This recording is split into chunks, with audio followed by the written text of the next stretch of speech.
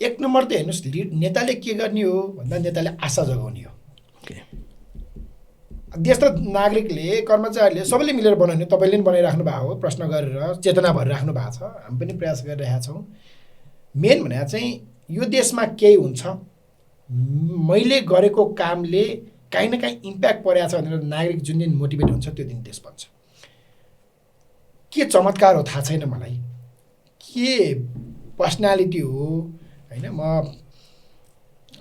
भाग्यमा त अब विश्वास गरिन्छ पनि गरिँदैन पनि, के भाग्य लिएर आउनु भएको हो होइन, के क्षमता हो, मेरो साथी पनि हो, नेता पनि हो, त्यो बालले जगाएका छन्, अद्भुत। त्यही भएर नेताले एक नम्बरमा गर्नुपर्ने आशा जगाउनु पर्ने, त्यो आशा बालनले जगाइरहेका छन्। र बालन प्रधानमन्त्री हुनु भने कता कता म पनि प्रधानमन्त्री भइरहेको छु।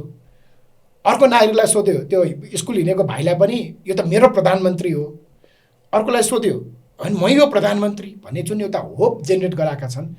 त्यो हिसाबबाट यो निर्वाचनको अब रिजल्ट पनि हेरौँला। यो निर्वाचनको रिजल्ट पछि हुनुपर्ने प्रधानमन्त्री मलाई बालन शाह नै जस्तो लाग्छ।